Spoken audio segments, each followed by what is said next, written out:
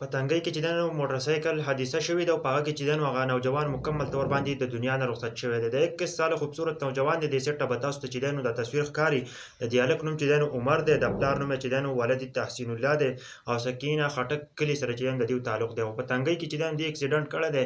دا یو خوبصورت نوجوان چې دی نو د دنیا نه رخصت شوی دی. که تاسو هم موټر سایکل چلوئ، موټر سایکل لږ چې دی نو په احتیاط باندې چلوئ. یو خو داسې حادثه وي چې هغه بالکل چې دی نو ارجنټ راشي خو بېله خبره ده. خو بل چې تاسو موټر سایکل په کنټرول کې چلوئ نو ستاسو سره بیا داسې حادثې نه راځي.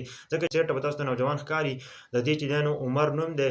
دا اوس په دې دنیا کې نشته دی. ځکه چې د موټر سایکل په حادثه کې د دنیا نه رخصت شوی دی. زمونږ په دې علاقو کې هم څه داسې کسان دي چې هغه هم داسې موټر سایکل چلوي که نه چې بالکل چې دی نو پروا نه کوي. خو بالکل داسې کیسې به نه کوئ. دا کوم الله پاک چې تعالی کومه زندګي درکړله، دا کوم وجود یې درکړی دی، دا یو امانت دی. ګوره دا امانت کې به خیانت بالکل نه راولئ. دا به الله پاک ته چې دی نو واپس کړئ. کوشش وکئ که نه زما ټولو پښتنو ته دا خواست دی که نه چې بالکل موټر سایکل چې دی نو ډېر زیات په احتیاط چلوئ. ځکه که نه چې دی په کنټرول کې چلئ، که تاله ګاډی مخې له راځي، څه مسله راځي نو بالکل به ستا په کنټرول کې وي. که ته تیز موټر سایکل چلئ او ته एकदम چې دی نو برېک نیسې، په هغه ټیم کې چې دی نو ستا زندګي تباه او برباد کېږي. بیا وایي چې دی نو اکسیډنټ یې وشو. دې سیټ ته به تاسو ته نوجوان ښکاري. دا اوس په دې دنیا کې نشته دی. دې اکسیډنټ کړی دی. خو کوشش کوئ که نه چې موټر سایکل ډېر په احتیاط باندې چلوئ. ګاډی چلوئ ډېر زیات په احتیاط باندې چلوئ. نو تاسو ته به داسې قسمه حادثې نه راځي ملګرو. په دې باره کې تاسو څه وایئ خو ماته کمنټ وکئ. زما دا ویډیو د ټولو پښتنو سره ضرور شیر کړئ.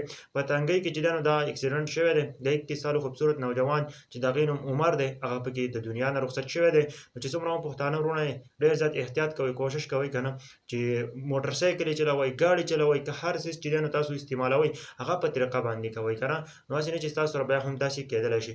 نو احتیاط ډېر زیات ښه دی چې ته احتیاط کې ستاسو سره به داسې قسمه حادثې بالکل نشي راتللی. تاسو خپل احتیاط کوئ که نه، که چېرته ستاسو حادثه هم راشي بیا به تاسو ته چې دی نو غټ نقصان نه رسي. نو کوشش کوئ زما دا ویډیو د ټولو پښتنو سره ضرور شیر کړئ. زموږ دپاره پکې ښکلی هم پیغام دی چې موټر سایکل یې ډېر په احتیاط باندې چلوئ، ستاسو سره هم بیا داسې حادثې راتللی شي.